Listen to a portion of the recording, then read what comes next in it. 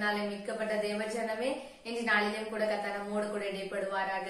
இன்றைக்கும் கர்த்தர் நம்மோடு கூட பேசுகிற வார்த்தை உபாகமம் 28வது அதிகாரம் 2வது வசனம். உன் தேவனாகிய கர்த்தரின் சத்தத்துக்கு செவி கொடுக்கும் போது இப்பொழுது சொல்லப்படும் ஆசீர்வாதங்கள் எல்லாம் உன்மேல் வந்து உனக்கு பழிக்கும். ஆமாங்க, நம்ம எல்லா நேரங்களிலும் ஆண்டவர்கிட்ட கேட்கிற ஒரே கேள்வி, ஏன் ஆண்டவரே என்னை இன்னும் ஆசீர்வதிக்கல? நான் நல்லா ஜெபிக்கிறேனே, நான் நல்லா வேதம் வாசிக்கிறேனே, நான் பரிசுத்தமா தானே இருக்கேன், ஏன் நான் இன்னும் ஆசீர்வதிக்கப்படல? பாவம் பண்றவங்க எல்லாருமே நல்லா தானே இருக்காங்க. உலக வாழ்க்கையில இருக்கிற ஜனங்கள் ஆசீர்வாதமா தானே இருக்காங்க.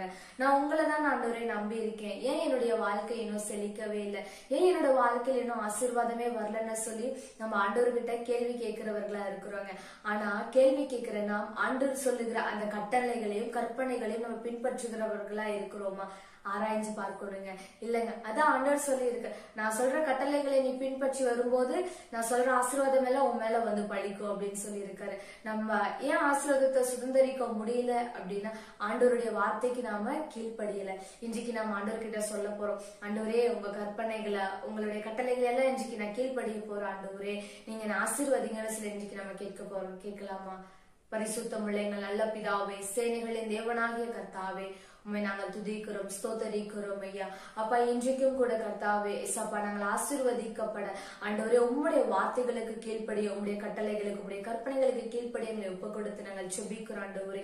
இதுவரைக்கும் உடைய வார்த்தைக்கு கீழ்ப்படியாமல் இருந்து நாங்கள் ஆசீர்வதிக்கப்படாமல் இருந்துட்டோம் ஆண்டவரே. அப்பா, இதற்கு மேல ஆண்டவரே உம்முடைய வார்த்தைகளுக்கு நாங்கள் கீழ்ப்படிந்து ஆண்டவரே நாங்கள் ஆசீர்வாதத்தை பெற்றுக்கொள்ள எங்களை ஒப்பு கொடுத்து செபிக்கிறோம். நீர் ஆளுகை செய்யுங்க, ஆசீர்வதிங்க. ஏசு கிறிஸ்துவின் மூலமாய் செபிக்கிறோம் எங்கள் ஜீவனுள்ள நல்ல தகப்பனே. ஆமென், ஆமென். ஆண்டவருடைய வார்த்தைக்கு கீழ்ப்படியலாம். ஆண்டவர் நிச்சயமா நம்மளை ஆசீர்வதிக்க ஒரு வல்லவராய் இருக்கிறார். God bless you. God bless you.